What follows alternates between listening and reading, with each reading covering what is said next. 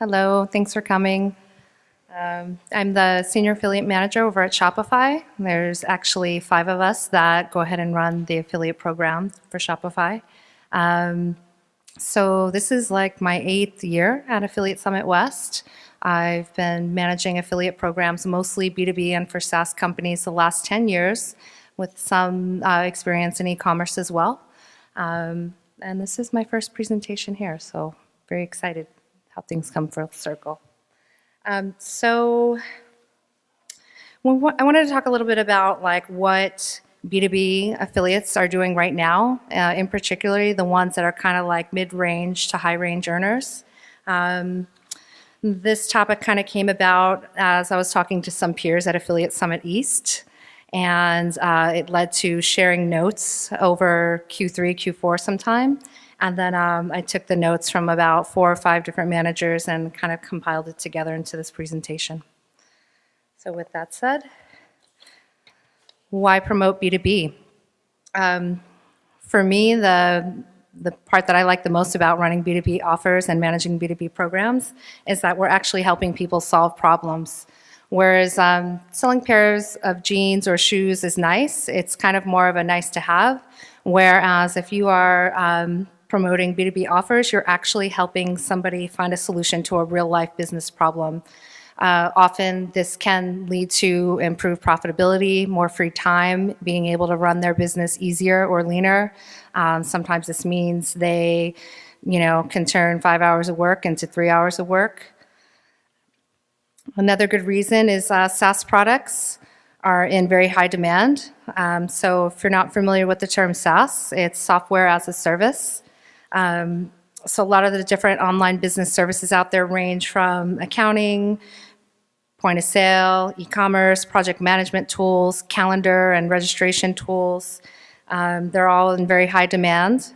And as entrepreneurs grow their businesses, they tend to need additional business services and additional products out there. And so they, for the right affiliate that is into building long-term relationships, they can then kind of become a regular resource or a go-to in that particular niche or in that particular audience. And then my absolute favorite is B2B programs just pay more. So I took a look at about 10 programs, well-known programs, and on a cost per sale basis, they're paying anywhere from $1,500 to $600 for a new referral, and this is for pretty much standard rates.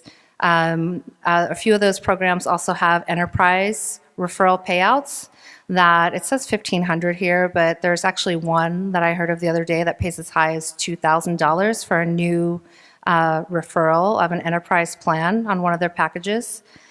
Some programs even offer ongoing or lifetime commissions.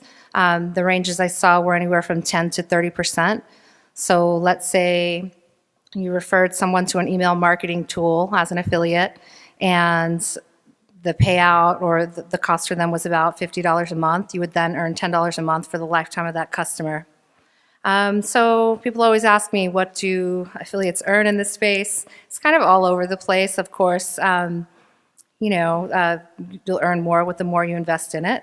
But in terms of regular and consistent affiliate sites and the people we hear from that are constantly promoting and constantly trying to improve the results on their site, improve their SEO, improve their conversion optimization, we're seeing monthly earnings about $125 to $5,000 a month. But this actually gets much higher. We have many people earning 5, even 6 digits a month. So that's just for one advertiser. So it's really all over the place. So in terms of trends, what are we seeing that right now and in the last 6 months that are earning people the most money? We're still seeing very good results with review and comparison sites. A few people have asked me at a previous conference, is SEO dead? I don't think it's dead. I just think it's not the only thing that people do anymore. There are many other first touch points to meet a new customer or find a new visitor for your site, but it's definitely not dead. These sites are, rich in content. They offer guides, tutorials. Some of the bigger sites have a lot of videos and how-to videos.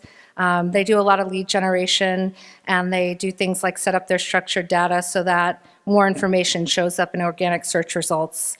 We actually did do a test internally about a year ago, like on our review sites that we work with, ones that had the data markup where it showed the 5-star or 4-star ranking versus not. And it's definitely proven that when you take the extra time to kind of add these details in, that those sites saw more clicks, leads, and conversions. I would say the strongest growing trend the last year with those set of sites is the amount of visitor engagement that they're doing. I know for a long time people have been commenting on blogs and engaging with their audience that way, but now we're starting to see more of like an open invitation by product experts to engage with them by email, and kind of almost like consulting, where the entrepreneur is laying out their situation or scenario, and that product expert is kind of breaking down in a tailored message just to them, like their different options, of course, with all of their affiliate links pointing back to their site. So this has kind of been a huge trend the last 6 months to a year as well. Courses and education. I'm sure you've heard of Udemy and Creative Live and other online sites that are kind of educating people to learn about anything. Now we have affiliates that are creating their own courses basically on how to be successful with entrepreneurship or e-commerce, or sometimes it's about something related like maybe how to grow your Instagram followers, and then they're pushing offers to their course participants. So they're earning revenue off the sale of their course, and then they're earning revenue off the bundled offers that they're then presenting them. Let's see, so here's one good example. So in terms of like niche topic courses, we see all kinds of things like sites that solely focus on how to sell your own skincare line, or how to be in the jewelry business, or my favorite one was actually for a weave company, and they created their own course about kind of focusing, it spoke to hairstylists, and it taught them like how to own their own store, how to sell online, how to market your products, and they were the wholesaler of those products as well. So they sold people the course. They then bundled it with affiliate links for all the different business products and services that they refer to, and then they sold them their product wholesale. So I think that there's lots of opportunity there as well. I think for courses as well, there's lots of opportunity for influencers, coaches, business coaches, success coaches, kind of like laptop lifestyle coaches and educators, personalities, as well as wholesalers and manufacturers of specific high demand niche products. So this is rather a recent trend too that we think there's more opportunity in. We're seeing people, whereas consumers are using discount and coupon sites heavily, we're seeing businesses kind of get bundled offers and products and services through other business services that they're selling. So I can think of one kind of influencer who's pretty big in the entrepreneurship space, and he sells consulting packages, and then he'll sell site analysis packages, and then with those, as like an added-on bundle, he'll like have a PDF with maybe 10 handpicked or curated offers that he stands by. So I think there's also a lot of opportunity here for Facebook groups and co-working spaces, as well as mastermind groups, to kind of work with these curated lists and packages.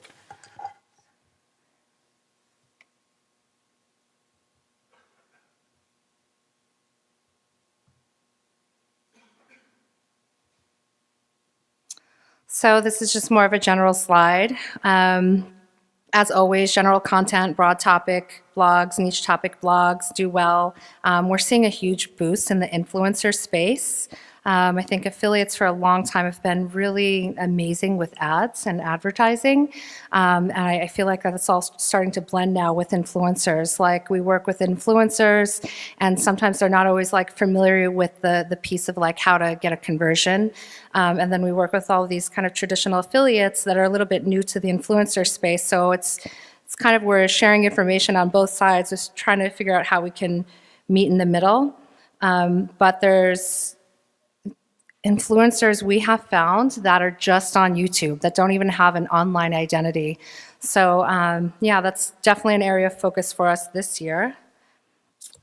And in terms of what's not working, I took a poll from my friends and my coworkers and asked them what's not working as an affiliate manager. And this is a list we came up with. So affiliate brands that rely 100% on pay-per-click as the sole source of traffic, I think is not working in our space anymore. They're not finding that the average or even above average payout is able to like meet their needs or cover their cost to spend. B2B offers placed on general consumer sites. Having a coupon-only strategy for that situation, we're not seeing a lot of success in the B2B space either.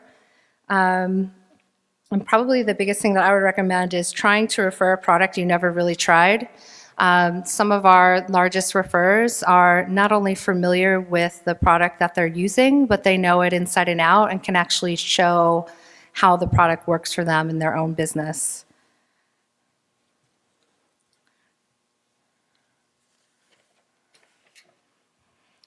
This is just a summary. So why should you promote B2B? Because it solves business problems. B2B programs pay more, and there's plenty of untapped opportunity. I think when the few of us got together and shared notes, we were kind of surprised at how many people ask us on a regular basis what's working and where's their opportunity. And so here's a short list. It's everything I covered before, and that's courses, workshops, webinars, consulting for very specific types of businesses. I think there is endless opportunity there. Influencers, I think we need to start going where the eyeballs are. Building your own communities. I think too many people try to run like a one-man show and they're not leveraging the power of their visitors. We're also seeing Facebook groups that do amazingly well without even having a website. And then co-promotion opportunities and joint ventures. I think that there's definitely a lot more opportunity there. So yeah, I definitely encourage people to not be a one-man show or a two-man show and like get out and meet other people and see what you guys can do together. And that's it. Are there any questions? Can you come up to the microphone, please? Hi, Bonnie. Hello. Yeah, I was curious in terms of, affiliates that are aggregators or maybe product experts, and they want to be able to focus on, or say comparison shopping, but they really need to acquire content from specific, let's say, manufacturers that are business related.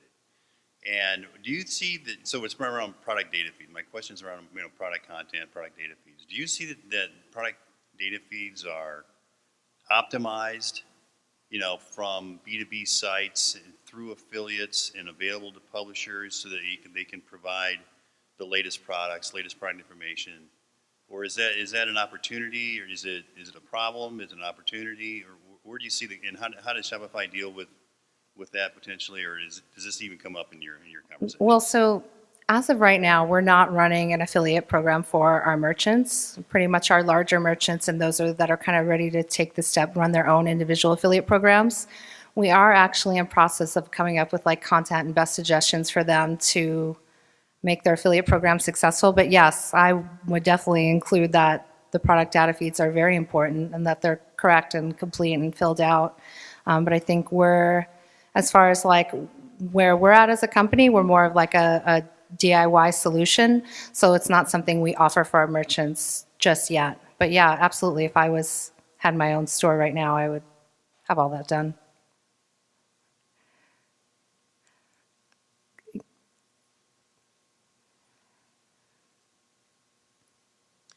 Earlier, you mentioned sharing notes between other affiliate managers. Yeah. are you aware of how different B2B solution providers overlap with one another? And is that something that you guys have or plan to roll out into affiliates? You know, for example, if you've had success working with, you know, brand X, we have a big audience overlap with them, and here's how you can do, you know, take that and run with it. Yeah, I think that we actually need to, and it is on our agenda to build out a kind of like a content source for our affiliates and our partners where we compare ourselves and kind of do the heavy lifting. We don't have that just yet. So through our newsletters that we send twice a month, we will work with our internal product team and kind of isolate certain features or products and kind of give a good comparison. Like, if you like this, you might like this, or here's what we have. Well, even beyond, even beyond your space. So, for example, is it something where, say, Shopify might say, oh, we have all these e-commerce owners who all of a sudden find out they need to manage a lot of bookkeeping, and they almost always love to go sign up with Xero. And so you find, you know, you have some sort of partnership between you, Xero, and the affiliates where you have that kind of information. Got it. We need to do more of that. We're kind of doing it slowly. We need to do more of it. Absolutely. There's a lot of overlap. Yeah. Hey. Thanks, Bonnie. I'm with Xero. I manage the Xero affiliate program. Hi. So one thing that we're doing at Xero is we're not just a accounting software application. What we're trying to do at Xero is create an ecosystem for small businesses. So depending on what your business is, you may want Xero for your accounting. You may use Shopify for your e-commerce site. You may use, you know, Salesforce for your CRM. Mm-hmm. So all of those are, you know, Xero integrates with over 500 partners. So all of those are integrated. Mm-hmm. So if you're an affiliate and you're talking about small business, you have the opportunity to promote Xero and Shopify, and there are hundreds of other programs that you could probably promote on your site. So we're trying to build that ecosystem. Shopify is one of our top strategic partners. So I would encourage all the affiliates to try and think about what other solutions could you provide if you've got a small business audience, not just one particular.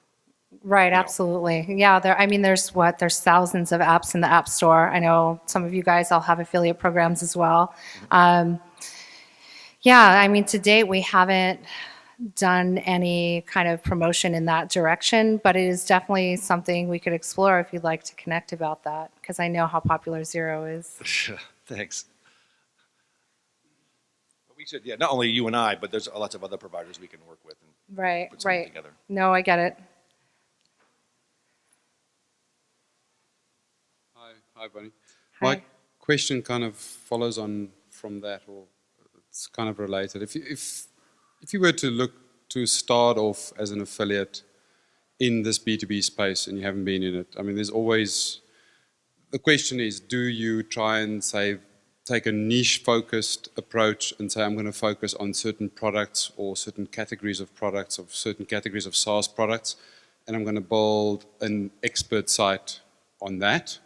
Or would you prefer or recommend a community-based strategy that says, yes, maybe we're going to focus on small business, or maybe we're going to focus on small retailers and say, plug in or provide advice and services and links to products that's relevant to them? It's simply the question of, if you were to start out a new venture, or would you build a bunch of different sites and say, okay, I'm going to do one that focuses on coffee shops, I'm going to do one that focuses on small accounting firms, and then I'm going to build a site that's, let's say, about CRM for mid and small tier business. It's just kind of like SaaS and business to business service. It's so broad. Like, Right. you know, trying to pick the right strategy is a little bit challenging at times. So I've had 3 affiliate sites in the past that all generated good revenue. I don't have time for it right now, but if I did, I probably would start with kind of where my interest and existing expertise is now. And I would decide, like, do I want to solve a specific problem for everyone or for a specific set of people? And then I would figure out a few partners that you wanted to work with the most. And I would definitely go and ask them. I mean, they have a lot of insight in terms of they see what's coming in, and they also see, like, wide open opportunities, and you're wondering if anyone's ever going to like jump at them or not. And then you also see like, 50 people all doing the same exact thing. So I would definitely reach out to them. And, I mentioned in the presentation earlier, I think that there's a huge opportunity for solving problems properly and with lots of knowledge behind it and research for specific business sets. It's almost like low-hanging fruit. And then I would, add additional related products and services from there and figure out how you can fill it in, whether you're selling products direct or you're adding in some additional revenue through affiliate partnerships. You can monetize multiple ways, even from that angle. And then also have a Facebook group. Why not? They're working. They're definitely working. At least in our space, they are. I don't know how they do for e-commerce, but they're working for what we see. Quick question I meant to ask in the beginning. How many affiliates are in this room? Okay. And do any of you promote B2B offers? No, everyone's looking to get started.